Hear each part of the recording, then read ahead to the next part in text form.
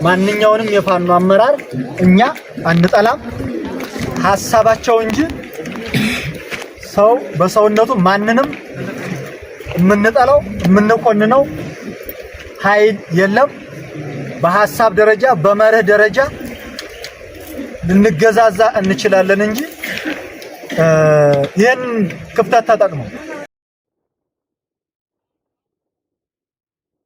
መከታው ማሞ ማን ነው? መከታው ማሞ በእርግጥ የና አስማረዳኝ ባላደራ፣ የነሸት የሞገስ ባላደራ፣ የነ ፕሮፌሰር አስራት ወልደየስ ባላደራ፣ የና አፄ ምኒልክ ባላደራ ወይ ስሜቱን እንኳን በቅጡ መግራት ያልቻለ አንድ የመንደር ወጣት።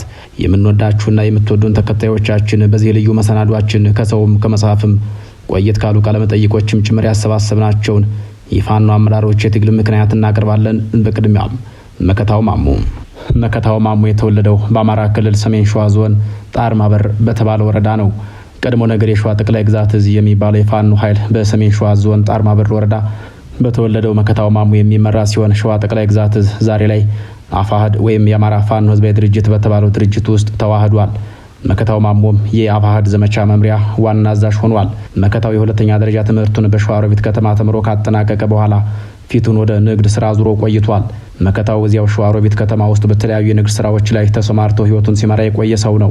መከታው ማሞ ከትምህርትና ከንግድ ስራ ውጭ በየትኛውም የፖለቲካም ሆነ የትጥቅ እንቅስቃሴ ውስጥ ገብቶ እንደማያውቅ ይነገራል። ነገር ግን ባለፉት ዓመታት በቅርብ በሚያውቃት ባጣየ ከተማና በአካባቢዋ በተደጋጋሚ በተፈጸመ ጥቃቶች ምክንያት ጓደኞቹን በማስተባበር ወደ ትጥቅ እንቅስቃሴው ውስጥ ገብቷል። ይህንን ተከትሎም ወደ አማራ ክልል በዘለቀው የሰሜን ኢትዮጵያው ጦርነት ውስጥ ከመከላከያ ሰራዊቱ ጋር በመሆን በተለያዩ የክልሉ አካባቢዎች ውስጥ በተካሄዱ ውጊያዎች ከፍተኛ የሚባል ተሳትፎ አካሂዷል። ጦርነቱ ካበቃ በኋላ ደግሞ መከታውና የሚመራው የፋኖ አባላት በሚንቀሳቀስባቸው አካባቢዎች ተደጋጋሚ ግጭቶች ቀጥለው ቡድኑ ከሸዋሮቢት በመውጣት በአዋሳኝ አካባቢዎች ሲንቀሳቀስ ቆይቷል። በአማራ ክልል የነበረው ውጥረት ፈንድቶ በመንግስት ኃይሎችና በፋኖ ታጣቂዎች መካከል ግጭቶች ሲባባሱም በመከታው የሚመራው የፋኖ ቡድንም በአካባቢው በሚካሄዱ ግጭቶች ውስጥ ተሳታፊ ሆነዋል። በሸዋ አካባቢ ከሚንቀሳቀሱ የፋኖ ቡድኖች መካከል አንዱ የሆነው በመከታው ማሞ የሚመራው ቡድን እየተጠናከረ በመሄድ ሸዋ ጠቅላይ ግዛት እዝ የሚል ስያሜ ይዞ መሪውንም ራሱ መከታው ማሞን አድርጎ ቆይቷል። በኋላ አቶ እስክንድር ነጋ ወደ ሸዋ መግባቱን ተከትሎ የአማራ ፋኖ ህዝባዊ ድርጅት በሚባለው ድርጅት ውስጥ የድርጅቱ ዘመቻ መምሪያ ኃላፊ ሆኖ ቀጥሏል። አቶ እስክንድር ነጋ ወደ ሸዋ ከማምራቱና አፋሕድ የተባለው ድርጅት ከመመስረቱ አስቀድሞ የመከታው ማሞ የሚያስመዘግባቸው ድሎች አመርቂ ስለመሆናቸው ሲነገር ቆይቷል።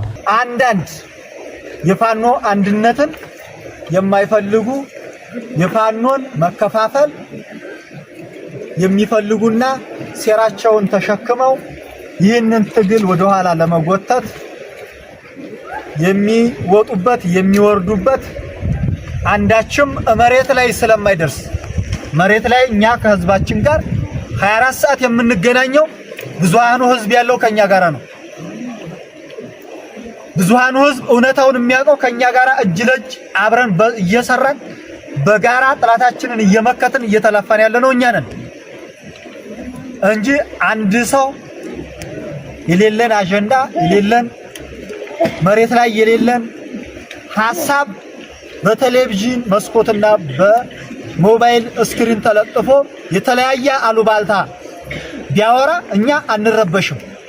አቶ መከታው ማሞ የሚንቀሳቀስበት ሸዋ የፋኖ ኃይሎች ለሚያካሂዱት የትጥቅ ትግል ፈጣን ድል ለማምጣት መልክዓ ምድራዊ ጠቀሜታ ያለው ስለመሆኑ ወታደራዊ መኮንኖች ይናገራሉ። ሸዋ ከወታደራዊ ጠቀሜታውን ባለፈ ፖለቲካዊ ጠቀሜታው ደግሞ ለዜጋ ፖለቲካ እንጂ ለብሔርተኝነት የተመቸ እንዳልሆነም ይነገርለታል። የአማራ እንደሆነ የሚነገርለት ዘውዳዊ ስርዓት ያከተመው በሸዋ ነው። አማራ የሚባለውን ማህበረሰብ መቆሚያ ለሌለው ፍጅት እንዲዳረግ ያደረገው የፖለቲካ ኃይልም መነሻው ሸዋ ነው የሚሉ ሞጋቾች በርካቶች ናቸው።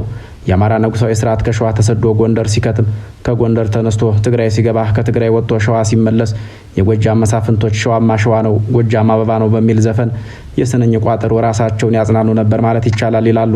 ከዘመናችን ጋዜጠኞች መካከል አለ የሚባለው ጋዜጠኛ ከዝግጅት ክፍላችን ጋር ባደረገው ቆይታ ጎንደር የነገስታት መነሻም መናገሻም ሳትሆን የተሸነፉ ነገስታቶች መሸሻና መደበቂያ ምድር ናት ይላሉ።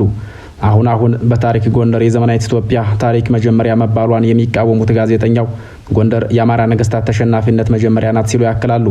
መነሻቸው በጎንደርም በሸዋም በወሎም በጎጃምም በትግሬም የሚነሱ ነገስታት ትውልዳቸውን የሚመዙት ከአይሁድ ንጉስ ሰለሞን ሲሆን መናገሻቸውን ሲላቸው በትግሬ፣ ሲላቸው በወሎ፣ ሲላቸው በጎንደር፣ ሲላቸው ደግሞ በሸዋ ማድረጋቸው የተለየ ፍልስፍና ኑሯቸው ሳይሆን በየዘመናቱ የሚነሱባቸውን ጠላቶቻቸውን ለመሸሽ ነው ይላሉ። አብነት ብለው የሚጠቅሱት ደግሞ በግራኝ አህመድና በንጉስ ልብነ ድንግል መካከል የተካሄደውን ጦርነት ነው። የጦርነቱ ታሪክ እንዲህ የሚተረክ ነው። መጋቢት 3 ቀን 1521 ዓመተ ምህረት በታሪክ የሽምብራ ኩሬ ጦርነት ተደረገ። በኢትዮጵያም ከዚያን በፊት በኢትዮጵያ ታይቶ የማይታወቅ ጠመንጃ ጦርነት ታየ።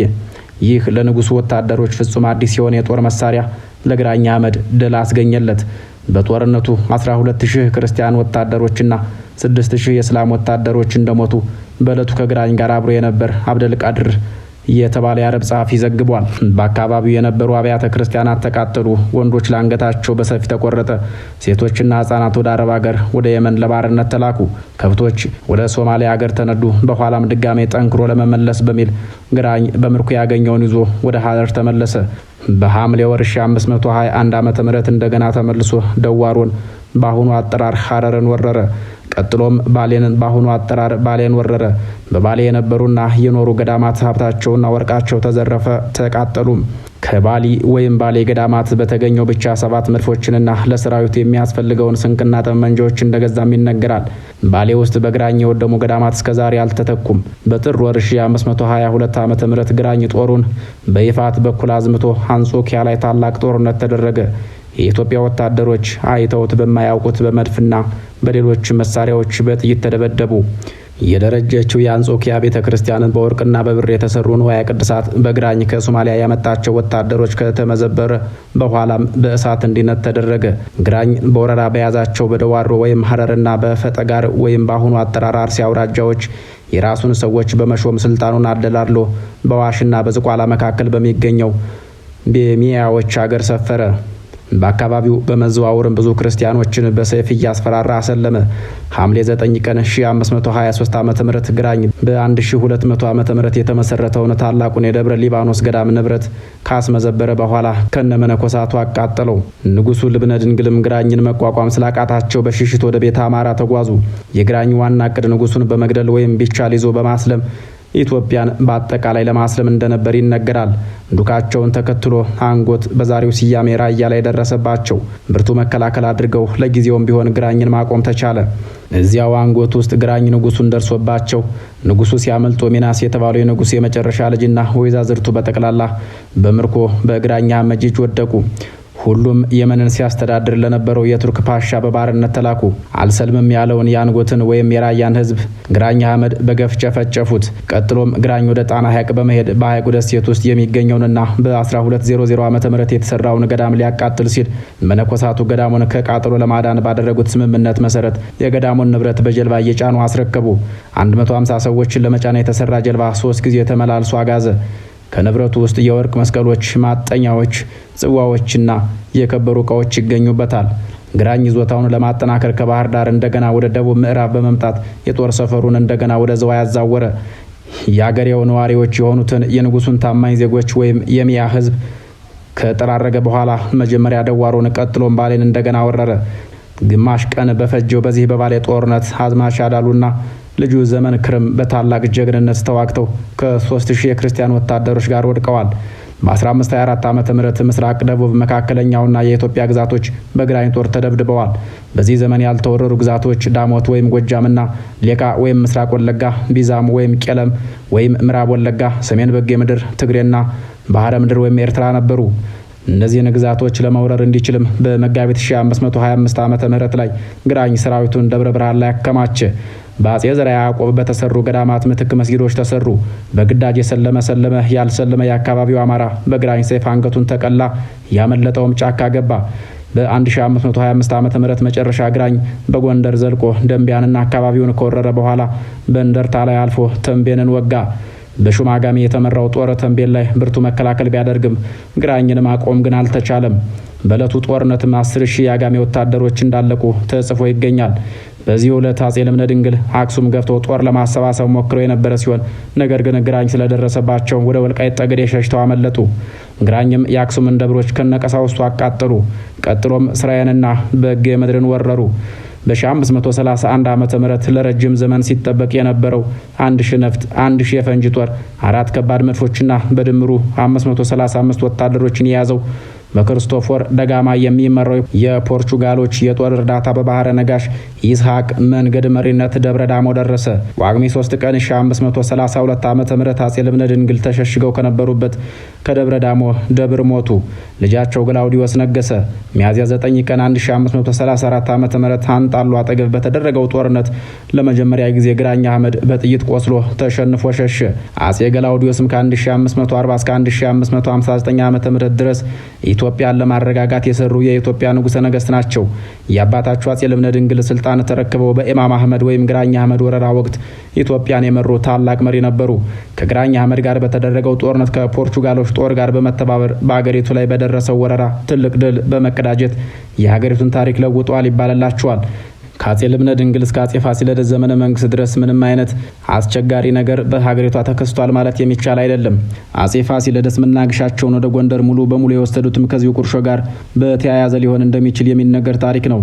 በኋላም የኢትዮጵያ ማዕከላዊ መንግስት ደካማ ሆኖ የተለያዩ የክፍለ ሀገራት ገዢዎች ወይም መሳፍንታት የራሳቸውን መንግስት መስርተው ለመግዛት ተነሳሱ። ይህ ጊዜ በይፋ እንደተጀመረ የሚታመነው በ1769 ዓመተ ምህረት ራስ ሚካኤል ስሁል ንጉስ አድርጎ ያስቀመጠው በዮሐንስ ሁለተኛ ዘመነ መንግስት ዘመን እንደነበር በታሪክ ተጽፏል። የሆነ ሆኖ በአጼ ልብነ ድንግል ተሸናፊነት የተንኮታኮተው የሸዋ መናገሻነት ድጋሚ ወደ ሸዋ የተመለሰው በዳግማዊ ምኒልክ ዘመነ መንግስት ነው ይላሉ ጋዜጠኛው።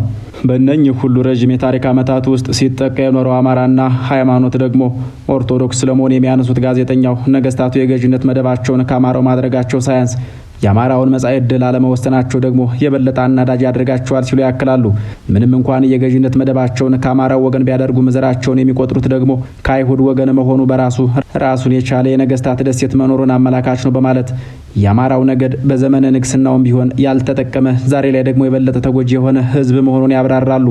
የሆነ ሆኖ የአማራ ነው ተብሎ በሚታወቀው ዘውዳዊ ስርዓት ውስጥ በመናገሻነት ረጅሙን ዘመን የሚወስደው ሸዋ ዛሬ ለአማራነት በመታገል ላይ ነው። ከሸዋ ታጋዮች መካከል አንዱ መከታው ማሞ አቶ እስክንድር ነጋ ከሚባል የቀድሞ ጋዜጠኛ ጋር ግንባር ፈጥሮ የአማራ ህዝባዊ ድርጅት የሚባል የመታገያ ተቋም ፈጥሮ ሸዋየን በማታገል ላይ ነው። አያቴ የሚላቸው ነገስታቱ ከፍተው የተውለት የገዥነት ዕዳ አላስቀምጥ ያለው መከታው ማሞ ትግል ላይ ነው። እንደ ማንኛውም ትውልድ ሚስት አግብቶ ህይወቱን በንግድ ለመምራት ሲታትር የነበረው መከታው ማሞ መጻኢ ዕድሉ ያላሳሰባቸው አያቱ ነገስታቶች ከፍተው በተውለት የአማራ ፖለቲካ ውስጥ እሳት ተጭሮ አጣየ ብትቃጠል ነፍጥ አንስቶ በመታገል ላይ ነው። ፋኖ የሚጠብቀው ከተማ የለም፣ የሚጠብቀው መሬት የለም። መሬት ጠባቂ አይደለም። መሬቱን ነፃ እያወጣን ለህዝባችን እያስረከብን ጥላት ያለበትን እየደመሰስን የተጨቆነው ማህበረሰባችን ነፃ የምናወጣበት መንገድ ነውና ይህንንም ደግሞ እናንተ ፈርቀዳጅ ሆናችሁ አሳይታችኋል።